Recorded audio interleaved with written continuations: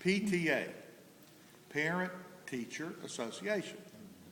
A lot of that comes from how your school administrators approach it. You know, your principals are the principal teacher of their facility. And so we actually depend a great deal on the principal taking the leadership role and encouraging his or her staff to be a member of the PTA, because the T is teacher. And we need to have the teachers in conversation, their voice, their thoughts at the table as well.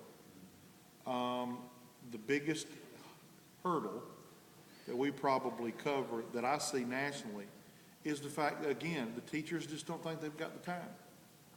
They think that, again, that's just one more thing they've got to do, and they don't have a plate, they've got a turkey platter, and it's full.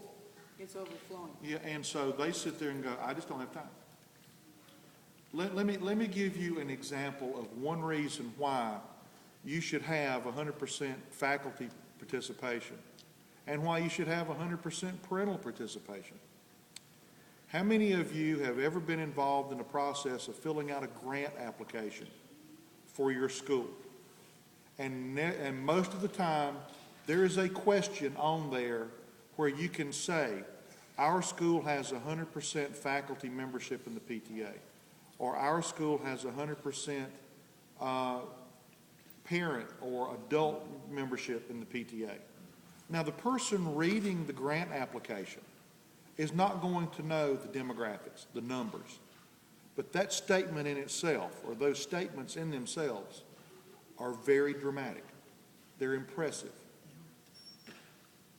So that's just one piece of the conversation in that regard. And the other thing is, a lot of times that first week back at school, we ask our teachers to join PTA and ask them to join. They haven't had a paycheck for a couple months. You know, and they don't see what's in it for them. They think, oh, they're going to do another fundraiser, they're going to do another this, and they're going to want me to do that. You know, maybe expand on the 3 for Me. Ask them if maybe they can help. What do they want parents involved with? And ask them again. And the big thing is ask them, because as Chuck said earlier, a lot of times when you talk to someone about being involved in PTA or at the school, people didn't ask. Yeah, you send home flyers, you send home information, you send home an e-newsletter or a newsletter.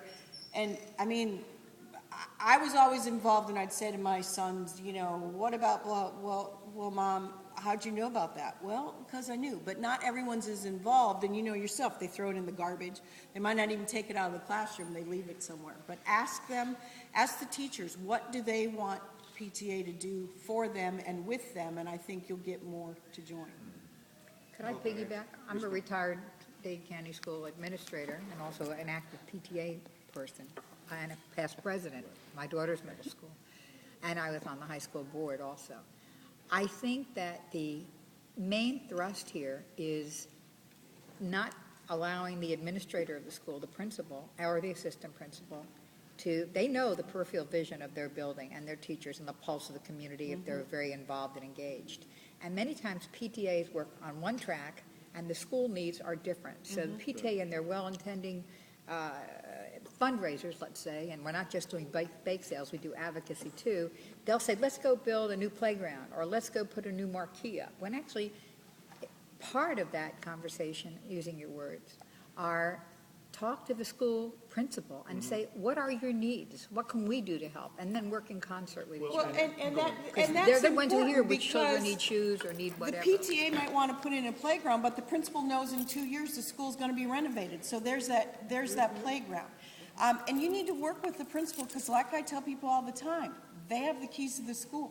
And they can say, you don't need to be here. You can meet anywhere. You don't have to meet at the school. But you're there to benefit the children. And if you're constantly fighting, if you're on PTA because you want to get rid of your principal, you're not there for the right reason. We're here to benefit our children. Our children need us to speak for them and to make sure they have the best education. And sit down. The PTA, the first thing they should do is meet with the principal because their idea might be over here and you're over here, but you've got to come to here. Well, how many of us ever went to the first time we went to the school as a brand new parent, and the main reason you go in the door was, I'm here to help my kid, my kid. I was like that. Matthew was in the first grade, I'm going to school, I'm gonna do something to help my kid. 6 weeks later, I was the fundraising chairman for the school. And I realized that, And you missed I the was doing meeting it for and you became everybody. president, right? Actually, we went into I'll tell you this real cute story aside, and then I got a point I want to make.